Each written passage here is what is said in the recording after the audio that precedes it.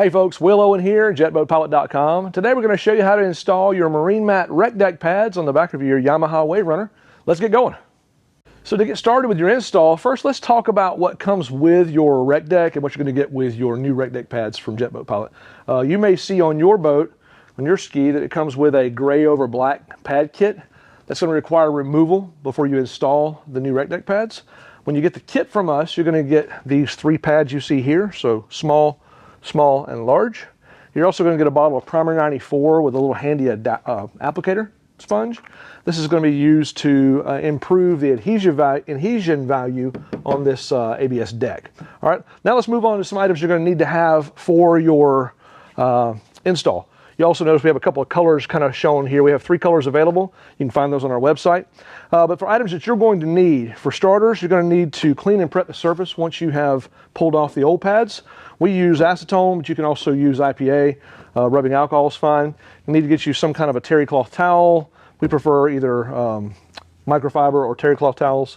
You're going to need to have some Primer 94, which, as I mentioned before, comes in the small bottle. You're going to have a applicator brush. If you already have the full-size can like this listed here, you'll need something to pry the top open here. And then lastly, when we do our installation, we're going to need a small X-Acto blade and some blue painter's tape. All right, let's jump into it. Step 1, so you probably have some gray over black pads that came with your RecDeck already installed. Those are marine mat pads, and they do have the fiber reinforced backing, so they should peel off relatively easily. Just grab a corner, pull up. They should come off, and the adhesive should come off with them. If for some reason the adhesive stays down, simply just grab some acetone or even some mineral spirits, remove that adhesive, and come back behind and clean up with acetone. Our situation, we ordered ours without the pads because I didn't want those colors. I wanted them to match my ski, so I'm starting with a bare deck here. Kind of an optimal situation. If you have the option, order yours without the pads. Say, I'm going to put these other pads on. You can do it right from the factory. Just tell your dealer to order them from JetBoatPilot. We'll hook you up. All right, so acetone.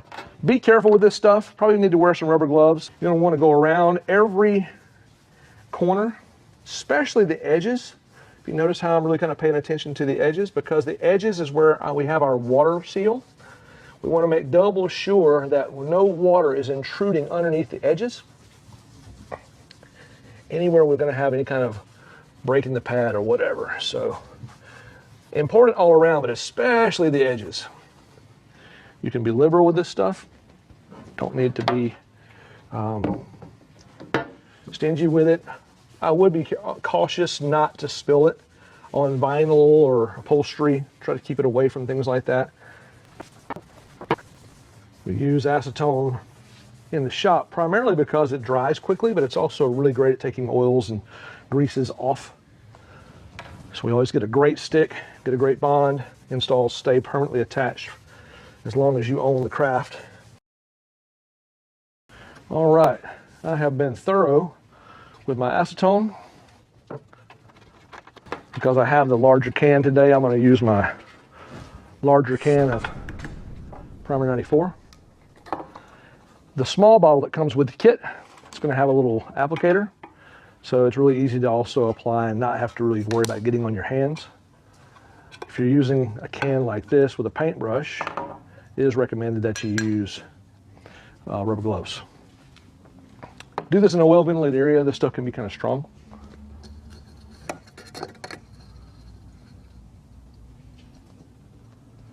All right, the key on this stuff is not necessarily to paint it inside all of the open areas, the larger areas. It's mainly around hardware and the edge. So I'm really cautious just to give a good heavy coat around areas like that. Areas like this. Also, do not be too concerned about if you touch any of your hardware with the brush because it dries clear. If you ever decide you want to take any of that off, if you see some and you're worried about it, it comes off with alcohol or with acetone. I like to paint out to the edge.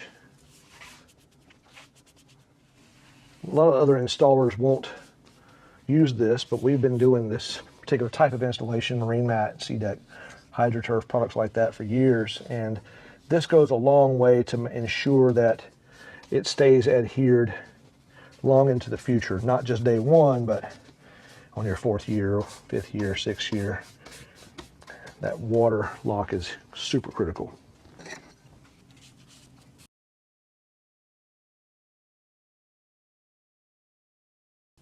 As I said before, this is not as important to paint out in the middle here. This is primarily for, but out of being thorough, I do anyway. It's more about locking the edges than it is about making the middle stick down, because once the edges are locked, the middle is really not going to release.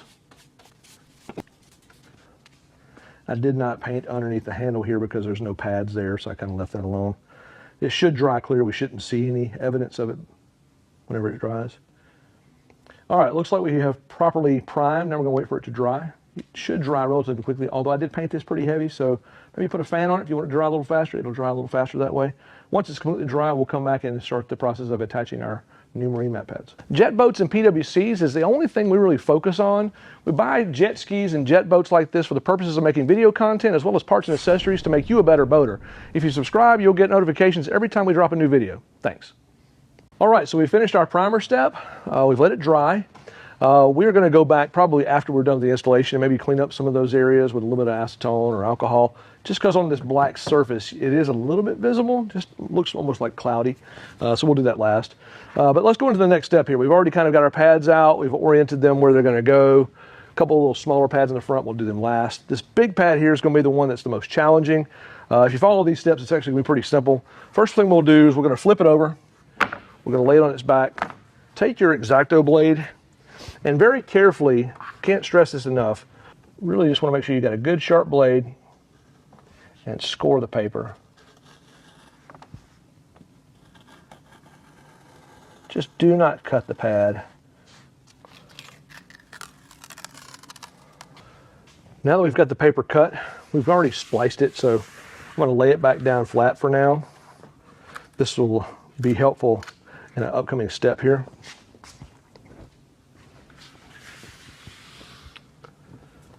Set my razor blade aside for a moment. Take your pad, flip it back over. I'm going to use the hardware to get the beginnings of our orientation.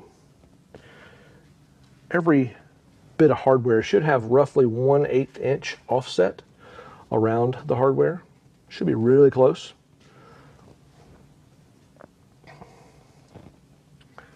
Take your time during this step just to make sure everything is just like you want it prior to beginning your adhesion process.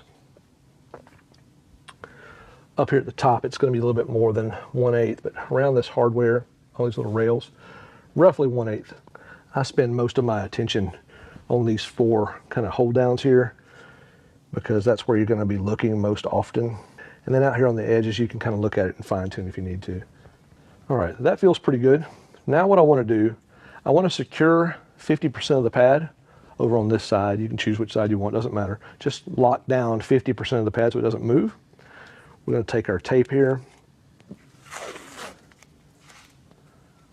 Okay, so we have taped off the left side here. We're now going to flip the pad up and we're going to pull the paper back and begin to adhere from the center moving out to the right. So we'll flip this up.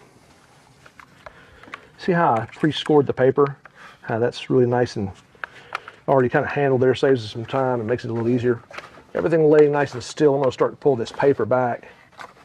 And starting from the center, we're going to stroke forward and then stroke back. Work our way over and do the same thing. Work our way over again and do the same thing. The idea is to squeegee the air out so you're not going to have a lot of air trapped underneath. Once you've done that, repeat. Lift it up on this side. Pull the paper back. You need to watch because you get to some of these little tight areas here, some of this paper is going to want to rip, so be careful as you pull this back to make sure the paper is coming off. All right. Now they've got the paper pulled back here, repeating that same step. Stroke it. Try not to stretch it. If you can do this in a controlled environment where the sun's not bearing down on you, that's best because the sun's going to cause the temperature to go up. As the temperature goes up, it's going to become stretchy.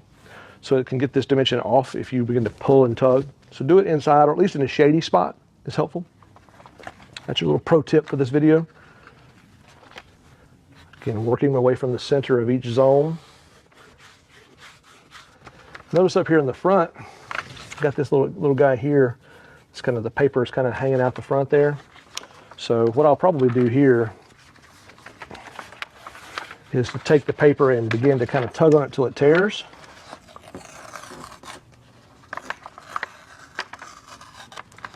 I'll come back and do that section in just a minute here. Same thing back here in the back. Begin to tug on it until it tears. I'll come back and work on the other bits.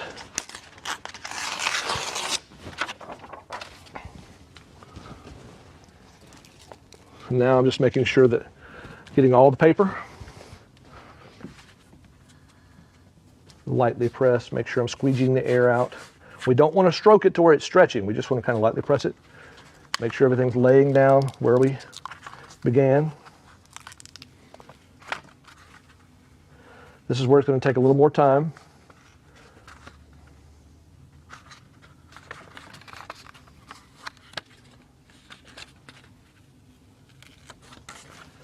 Let it fall. Try not to stroke it if you can. If you notice that it is in any way off, you can give it a small bit of input there just to straighten it.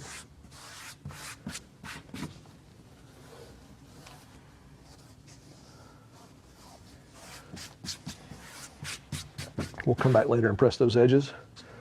In the front, see the paper, catch the corners. We'll come back and do this last part last here. Can't stress this enough. Don't do this in super hot temperatures. You will stretch it. Let this fall. I left the paper intentionally on right there. And let this fall, and just making sure that it's nice and evenly spaced here and here.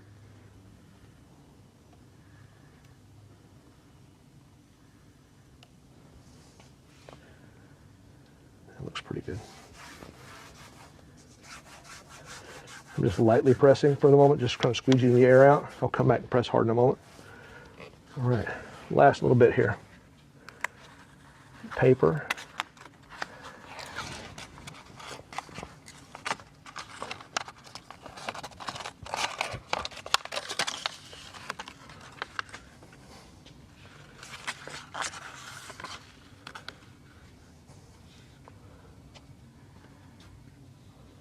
Everything looks about like where I had it to begin with.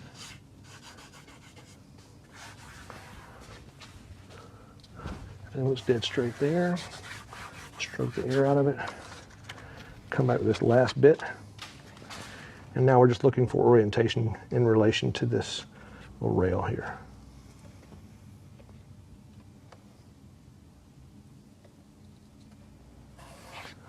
All right, stroke that. Now, we're going to come back. Each of these edges we're going to press with our fingertips and lock them down, pressing hard against the edges to make sure that no water gets underneath the edge. All the way around any of these spots where water could potentially penetrate. All right, that's it for that side. Let's do the opposite side, same thing. Now, because this side is already stuck down, there's no need to mask this side.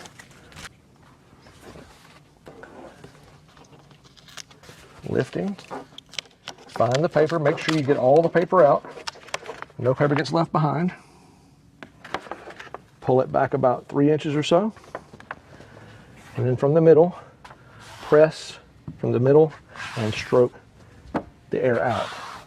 So pressing from the center, stroking the air out. Press from the center, stroke the air out. This is the way that we recommend doing it in order to prevent little air pockets from developing. When sun hits it, the gas underneath is going to expand. It's going to cause an air pocket. If that happens, don't worry.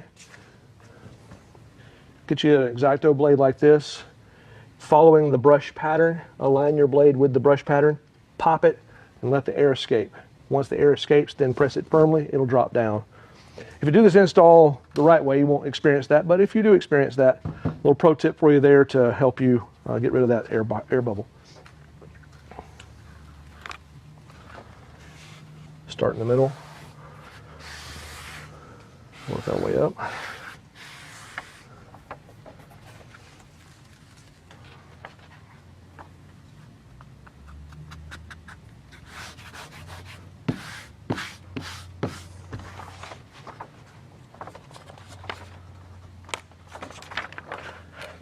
All right, that looks good. Now, what I'll probably do is like I did before, just take the paper, tear it off at this joint, and tear it off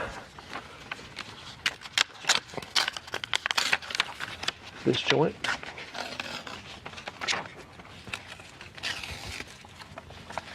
There we go. This is going to remain behind just for a moment here until I can get to that step. Go ahead and pull this guy off. Everything still looks good.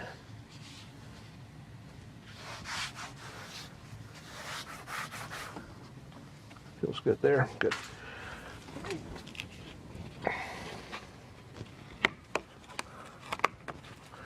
If you get a little light tack like this, it's okay to kind of pull it back up. But if it feels like it got pressed down hard, don't try to pull this stuff up. You will stretch it. If it's just lightly laying against, you can pull it back up to readjust. Just want to make double sure my lines look good. And they do. Press that down. Same thing here. I believe I've got all of that left to go. Yep, I do.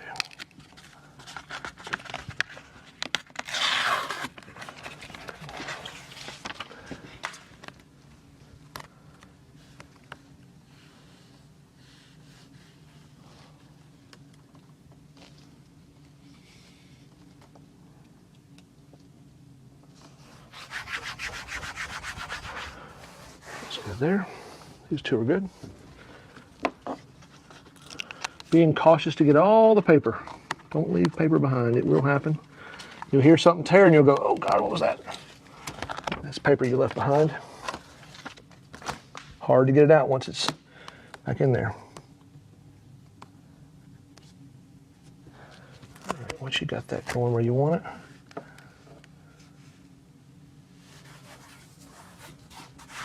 looks good. These wings here, they get really floppy because they're out here on a little tiny corner here and they can get to moving on you. So I like to control them a little more as I adhere them.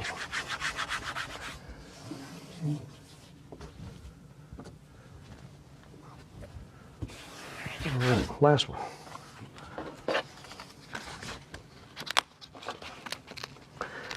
I made a mistake here by leaving this paper back in this corner here, so I'm gonna have to pull it out. Hopefully I can get it out without leaving paper behind. One of the tricks is folding your paper back. I just forgot it. So reach under, hope I can get to it. There it is, I got it. All right, that came out without leaving any paper behind.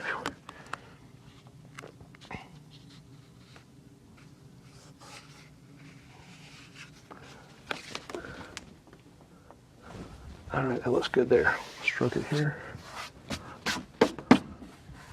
And once again, we're going to go back around all of our edges, press them firmly, all the way around. This is your water seal. For these little guys, you really don't need to tape them down. It's a matter of just starting an edge and adhering it correctly. What I'll do is I'll just get me a corner, kind of roll back like that. I'll find this hole, which kind of tells me exactly where it needs to go.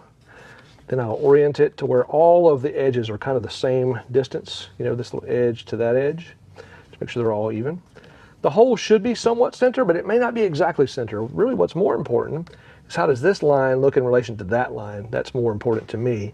I try to do a balance of both. There we go. All right, we got it started. Pull some paper back and then press, paper back, press. Last pad, flip it over, fold it flat. All right, that's the complete install. Now let's go back behind. We're gonna do a little bit of finish up work here, just cleaning off some of this primer 94. I'm trying not to get the acetone on the pads, although I don't believe it will hurt them. I'm just trying to be cautious.